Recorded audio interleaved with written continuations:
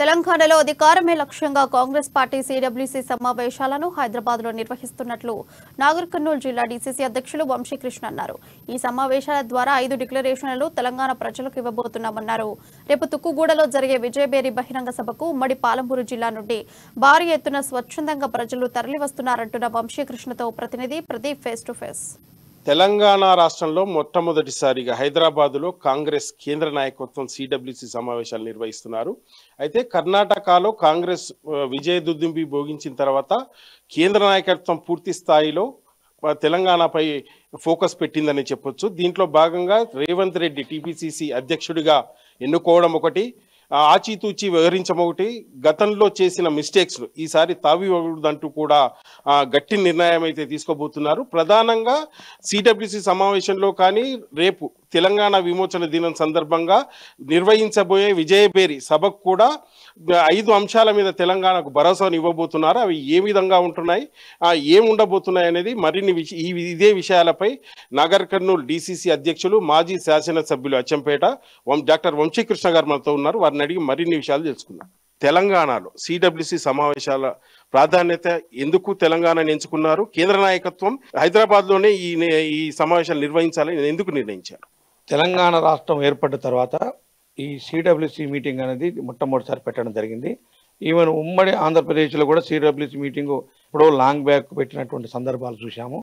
మరి ముఖ్యంగా ఇవాళ ఏఐసిసి మరి పెద్దలు అంటే శ్రీమతి సోనియా గాంధీ గారు, రాహుల్ గాంధీ గారు, అదేవిధంగా ప్రియాంక గాంధీ గారు, ఏఐసిసి అధ్యక్షులు మల్లికార్జున ఖర్గే గారితో పాటు మరి ఢిల్లీలో ఉన్న పెద్దలు, అదేవిధంగా స్టేట్ నాయకత్వం అంతా కూడా ఈ తెలంగాణ ఎన్నికలపైన ఫోకస్ పెట్టింది. ఈ తెలంగాణ ఎన్నికలపైన ఎందుకు ఫోకస్ పెట్టిందనడానికి 2 రీజన్లు ఉన్నాయి. ఒకటి, తెలంగాణ రాష్ట్రాన్ని సోనియా గాంధీ గారు ఇచ్చిన మాట కట్టుబడి 2009లో మాట ఇచ్చి 2014లో ఈ తెలంగాణ రాష్ట్రం ఇవ్వడం జరిగింది. అదేవిధంగా తెలంగాణ రాష్ట్రం ఇచ్చిన తర్వాత 2 సార్లు ఈ రాష్ట్రంలో కాంగ్రెస్ పార్టీ డిఫీట్ కావటం అత్యంత బాధాకరమైన విషయం. ఎట్టి పరిస్థితుల్లో ఈసారి ఖచ్చితంగా తెలంగాణ రాష్ట్రాన్ని కైవసం చేసుకోవాలి కాంగ్రెస్ పార్టీ.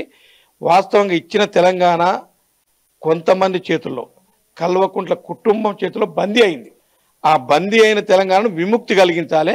విముక్తి కలిగించాలంటే మనం కాంగ్రెస్ పార్టీ క్షేత్రస్థాయిలో పనిచేయాలి. ఈ క్షేత్రస్థాయిలో పనిచేయడం కోసం మన ఈ కాంగ్రెస్ పార్టీ కార్యకర్తల నాయకులను సమాయత్తం చేసి దాంట్లో భాగంగానే ఇవాళ సిడబ్ల్యూసి మీటింగు, అదేవిధంగా రేపు విజయబేరి తుక్కుగూడల విజయబేరి భారీ బహిరంగ సభ, నవ్వుతో నా భవిష్యత్తు విధంగా 10 లక్షల టార్గెట్.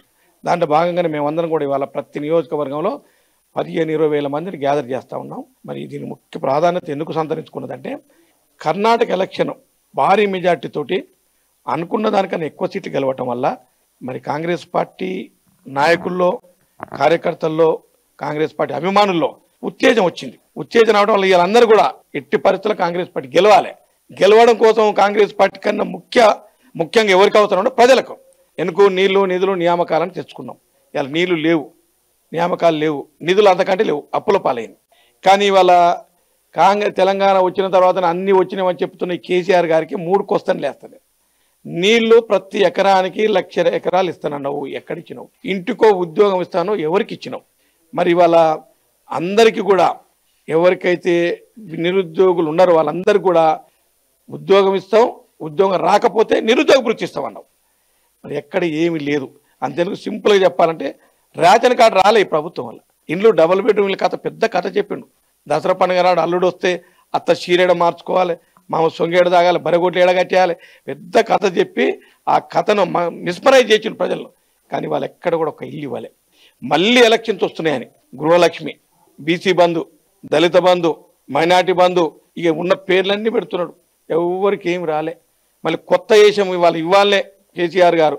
నీ పాలమూరు రంగారెడ్డి లిఫ్ట్ ఇరిగేషన్ పూర్తి స్థాయిలో కంప్లీట్ చేసినాం, మేము నీళ్ళు ఇస్తున్నాం అని ఒక ఫాల్స్ ఇంప్రెషన్ క్రియేట్ చేయడం కోసం ఇవాళ ఒక్క పంపును తయారు చేసి నీళ్లు పోపించి దానికి మొత్తం కూడా వీడియో తీసి కలర్ ప్రపంచం చూపించాలనే ఉద్దేశంతో ఇవాళ లిఫ్ట్ స్టార్ట్ చేస్తా ఉన్నాడు.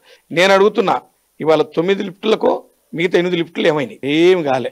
కాలువలు కాలే, రిజర్వాయర్లు కాలే, ఏమి కాకుండానే ఒక్క పంపు ద్వారా నీళ్లు పోపించి ఈ పాలమూరు జిల్లాలో మేము నీళ్లు పోపించినాం అంటుండు. రెండో క్వశ్చన్, కల్వకుర్తి లిఫ్ట్ ఇరిగేషన్ ఉంది. కల్వకుర్తి లిఫ్ట్ ఇరిగేషన్ల డిస్ట్రిబ్యూటర్స్ కెనాల్స్ లేవు, రిజర్వాయర్లు లేవు. కృష్ణానదిలో నీళ్ళు ఎత్తిపోస్తే ఆ నీళ్ళు మళ్ళీ కృష్ణానదిలో కలుస్తున్నాయి. కరెంటు బిల్లు మిగిలింది తప్ప ఏమి కాలే. కుంటలు చెరువులు నిండుతున్నాయి.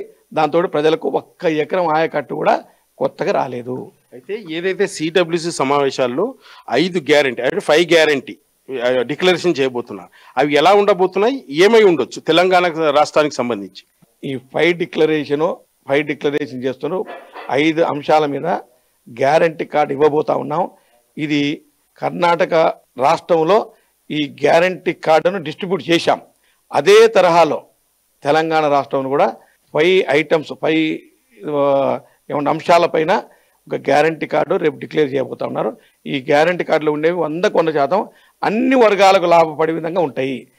అయితే రాబోయే రోజుల్లో ఏదైతే కర్ణాటక తరహాలోనే ఇక్కడ తెలంగాణ రాష్ట్రంలో కూడా 5 డిక్లరేషన్ ద్వారా రేపు అధికారంలోకి రాబోతున్నామంటూ ఉమ్మడి పాలమూరు జిల్లాను క్లీన్ స్వీప్ చేసే దిశగా కూడా తాము పనిచేస్తున్నామంటూ కూడా చెప్తున్నారు. అయితే విజయభేరి సభకు ఉమ్మడి పాలమూరు జిల్లా నుంచి భారీ ఎత్తున ప్రజలను కూడా సమీకరించి రేపు సభను విజయవంతం చేసే దిశగా కూడా తాము పనిచేస్తున్నట్టు కూడా చెప్తున్నారు.